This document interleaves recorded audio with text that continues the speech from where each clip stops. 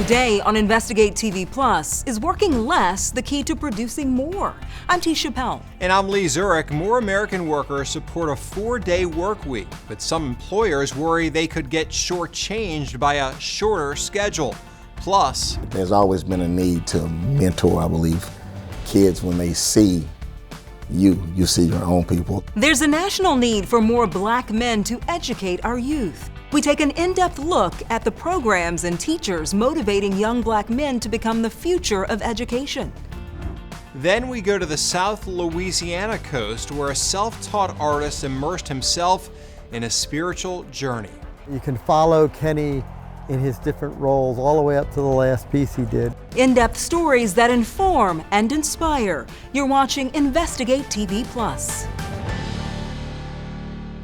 Back in the 1920s, Henry Ford, the founder of the Ford Motor Company, bucked the norm of a 6-day work week by establishing the now standard 5-day, 40-hour week, with no loss of pay for having weekends off. Now, more than 100 years later, a new work movement is gaining traction. We're talking about the 4-day work week, and we found some companies are warming up to the idea.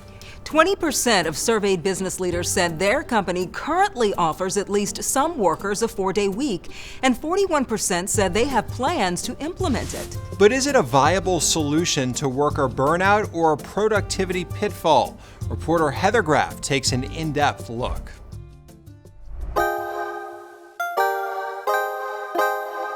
There's probably at least 5 active projects that I work on at a time. Gabby Machaver loves a lot of things about her job at Friendly Design Company. It's been fantastic. And that includes her schedule. So you're working an 8-hour day, 4 days a week. Yeah. Would you ever go back or want to go back to a 5-day work week? I honestly don't think so. I think I'm really content with a 4-day work week, and I have loved having Fridays to kind of wake up on my own schedule. Gabby's bosses at this Washington, D.C. based design studio implemented a Monday through Thursday work week starting in the summer of 2022. It seemed like it could work out based on the type of work that we do and the tools that we use. But when project director Elisa Schrader first looked into it, she admits not everyone was on board. I recall one reaction, which was, we have so much work, how can we possibly fit it into 4 days? I think that was me. I think it probably was me. I was skeptical. That's Friendly Design's co-founder, Ross Nover. So much of our work starts from a place of, how long will this take us to do? And so to say we're going to have less time to do it felt scary. Still, he agreed to try it, and so this office joined about 40 other companies across the U.S. and Canada for a coordinated pilot program run by an organization called 4-Day Week Global. I believe in the 4-day work week because, I have seen hundreds of companies around the world in all kinds of industries do it. Alex Sujung Kim Pang helps lead the team at 4-Day Week Global and has partnered with researchers at the University of Cambridge and Boston College for a series of trials stretching from North America to the United Kingdom, Portugal, Brazil, South Africa, Australia, and New Zealand. Everybody we work with has the aim of sort of cutting working hours for everybody without cutting anybody's salary. To date, he says they're seeing outcomes that are overwhelmingly positive. For instance, in the study that Friendly Design took part in, they found 89% of companies are definitely planning to continue the 4-day work week, with the remaining 11% leaning in that direction. And among employees, that same study reports 7 in 10 workers experienced reductions in burnout, while 95% wanted to continue the 4-day work week. So retention goes up, recruitment goes up quite a bit. The benefits of what fundamentally is a really simple intervention, right? Giving people more time. Results that Maryland state lawmaker Vaughn Stewart says he was inspired by. I see this breathtaking, startling study from them. And so when I got that, that's when I started to say, I wonder if there's something we could do with regards to state legislation. In early 2023, Stewart introduced House Bill 181 that would offer state tax credits to Maryland employers who experiment with a 4-day work week. If employers were willing to take that leap of faith, we thought that it would be in the state government's interest to give them a tax credit to motivate them to do that. Am I correct that your legislation was first of its kind in the U.S.? Yeah, absolutely, you're correct. I've gotten emails from colleagues across the country that essentially want to copy our bill. And Stewart says those inquiries kept coming, even as his initial attempts here in Maryland were unsuccessful. This idea was in some ways too big and too new and too crazy for a lot of my colleagues to wrap their head around. It challenges really norms that a lot of people grew up with. Despite that, he's not giving up and plans to introduce an updated proposal in the next legislative session. Do you think that the 4-day work week is the future? Yes. I think inevitably we're going to move to shortened work weeks. I think the question is really when rather than if. But at the Johns Hopkins Carey Business School, Professor of Practice Rick Smith shared a different perspective. I would definitely advocate that this is not a silver bullet. What are some of your biggest concerns with this concept? That it doesn't apply equally to everyone in every situation. In other words, for some employers, that's problematic. If we're running a retail organization, if we're running a hospital, other things that require staff to be there. Instead, in this post-pandemic world, Smith suggests the answer to work-life balance issues might be more nuanced and vary by industry. Varying the number of work hours in a day, or taking a large break in the middle of the day, or using Wednesdays as a work from home day. In the meantime, he believes more study of the 4-day work week is needed. I think the key aspect is looking at the productivity over a long period of time. I could do it after this. And that brings us back to the Friendly Design Company in D.C. I've found that my time management is even better. We already knew Gabby is happy with the shortened work week. But what about Ross, the company co-founder, who had serious worries about fitting 5 days of work into 4? It won you over. It very much did. We're still accomplishing the same amount of work, really just in less time. If anything, we're just cutting out a lot of the nonsense around it. No regrets in this office, and he says no plans to switch back. You really just have to try it and see how it goes, and I think it is very much worth trying. A congressman out of California has introduced legislation he calls the 32-Hour Workweek Act. It would not limit the number of hours someone can work in a single week, but employers would be required to pay overtime for anything over 32 hours. A few of the big labor unions did endorse it. The bill was introduced in 2021, then reintroduced in 2023, and so far it has failed to advance in Congress. Well, a 4-day work week sounds great to me because I need 1 day to rest and then an actual weekend. I like it. I think it sounds great. The only caveat I would say, what about kids? Do you want your kids in school 4 days a week? That would be something we would have to get adjusted to. That was a long pause there, too. All right, from work to rest. Pets offer comfort and affection, but is it a good idea to share your bed with them? The Medical Mythbuster has your wake-up call. But first, the need for better representation in the classroom. These kids need this. I think I can do something to help here. We explore the efforts to recruit more Black men teachers and why their presence is essential for academic success. You can watch Investigate TV Plus anytime online. Just subscribe to our YouTube channel at Investigate TV. You can catch stories and full episodes.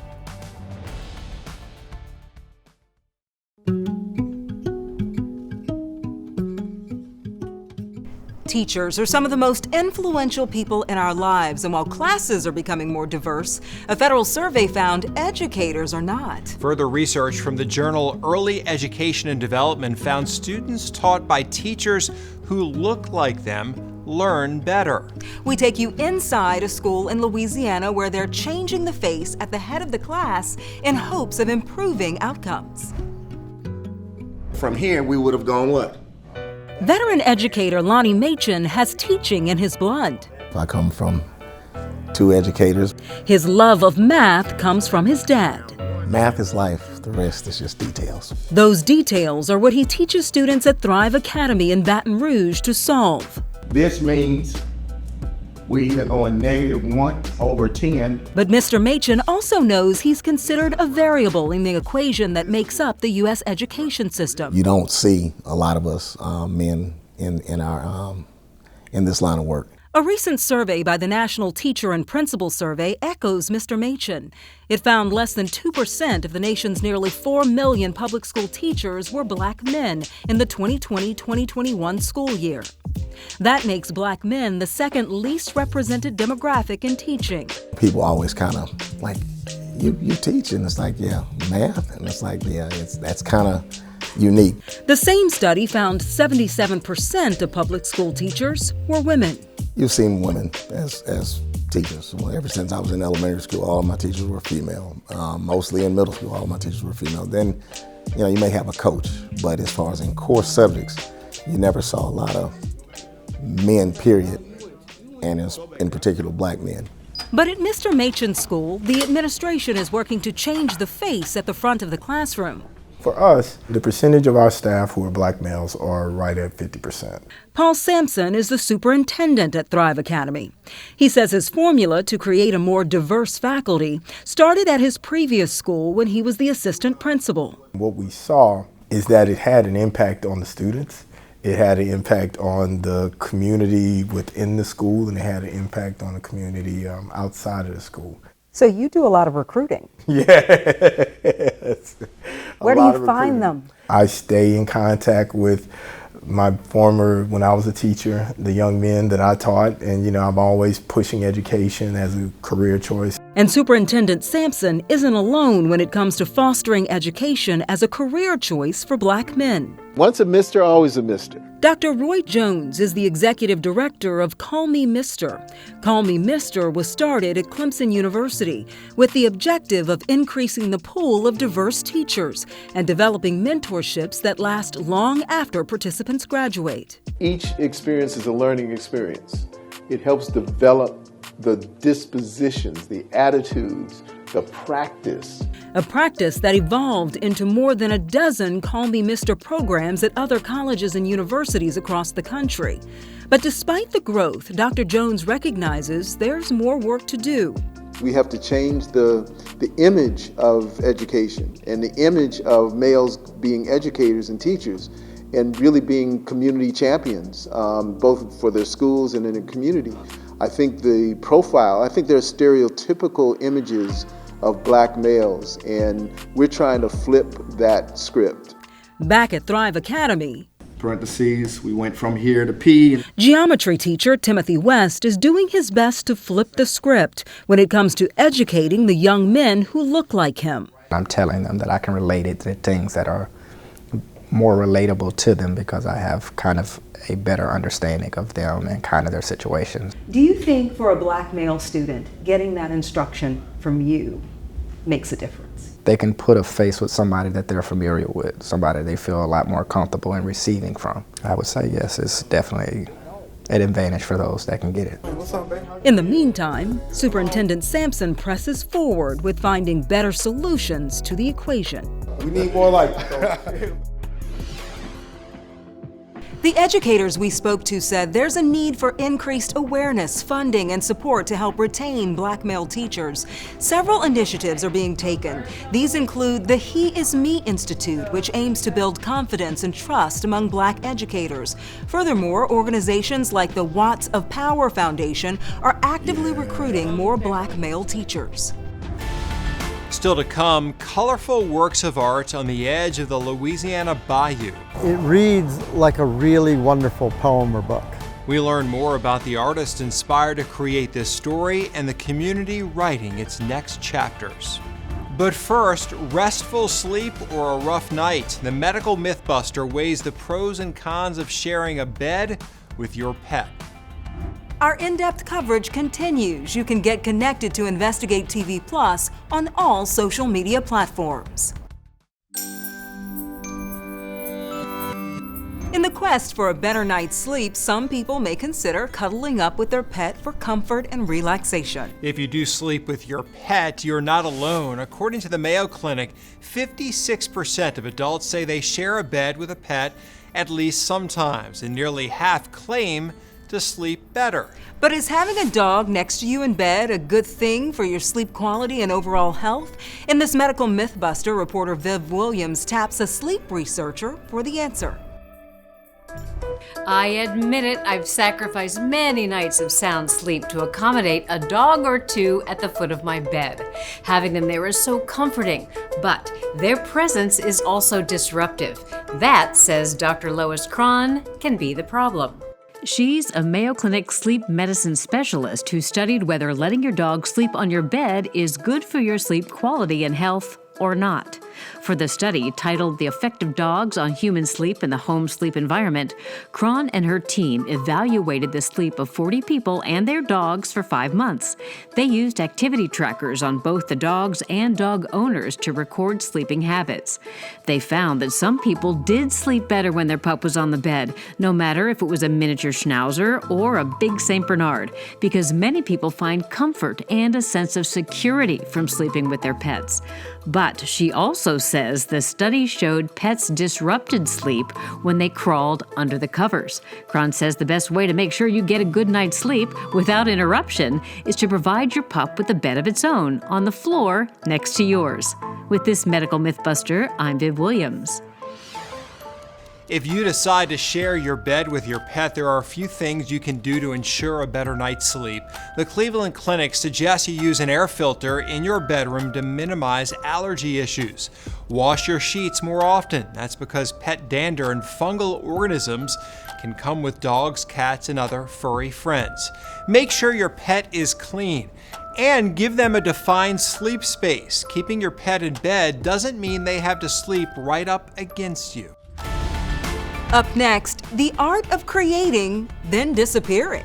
He did say that in '99 that he was done and the garden was no longer his, and that's when he left.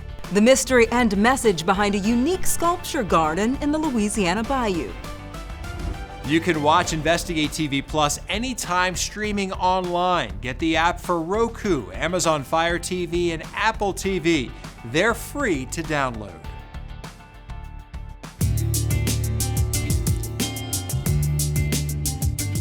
In a small coastal town in South Louisiana, dotted with bayous and alligators, you'll find a colorful lighthouse and over 100 life-size sculptures crafted by a mysterious self-taught artist. The lighthouse is the centerpiece of a unique collection of outdoor art. It's called the Chauvin Sculpture Garden, and many would call it a one-of-a-kind experience.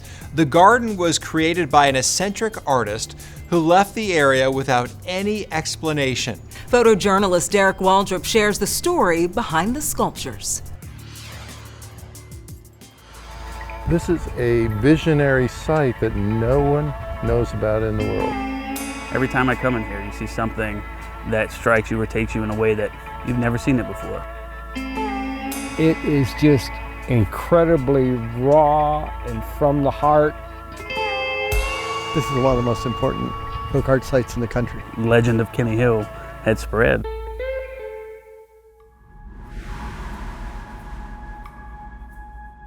Well, when I met him, I knew that he was a bricklayer. And it's obvious that Kenny did not have any art school training. He didn't get ruined by going to art school. I remember growing up with memories of Kenny. You know, when you were a kid, you just think that everybody has that guy down the road that's building art. He had nothing. And for a year, he didn't have water, didn't have electricity, and he lived in this little house here and kept building. He did say that in '99 that he was done and the garden was no longer his. And that's when he left.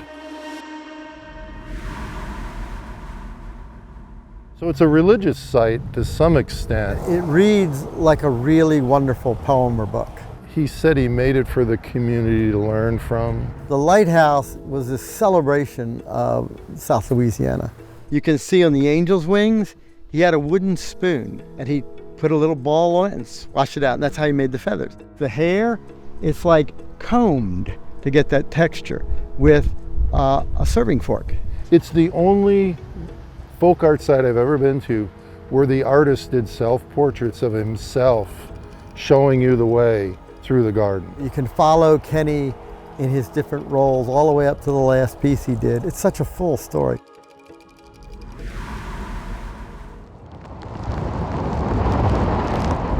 This area was ground zero for Hurricane Ida. Ida came in, the winds were just unbelievable. When it was all said and done, coming out here, and I was just like, oh man, there was finally a hurricane that took this guy out. The structure here, a lot of it was toppled over. Some of the pieces got knocked onto the ground. Some of the pieces on the column fell off from the wind. It got beaten up pretty darn badly, and it just sat here with no one knowing what to do with it, how to fix it, or whether to fix it. And little by little, we're going to put the pieces back the way they were. And I'm getting this as smooth as I can. It's tedious, it's slow. The concrete sets within 7 to 8 hours. Things are fragile and heavy. Hey, hey, hey. You got the Three Stooges here working on it. It's a labor of love. If I don't do this, it will be gone. In 10 years, there won't be a sign of it. By the time we're done here, people viewing it, they're going to see the absolutely crazy, marvelous sculpture that this place is. A lot of people may say, well, I don't know, it's just a weird thing, but the weird things are the best things, I think. This will live on after us. The site was restored by the Kohler Foundation and is managed by Nicholls State University. It's now a park and open to the public. And that's it for us on Investigate TV Plus. I'm Lee Zurich. And I'm Tisha Powell. Thanks for watching. Next time on Investigate TV Plus, people calling 911. Hold on. What's going on? My husband, I think he's dead. Just to be left on hold. I was like, I can't believe they just put me on hold. What our investigation reveals about 911 wait times and the devastating cost for families and entire communities.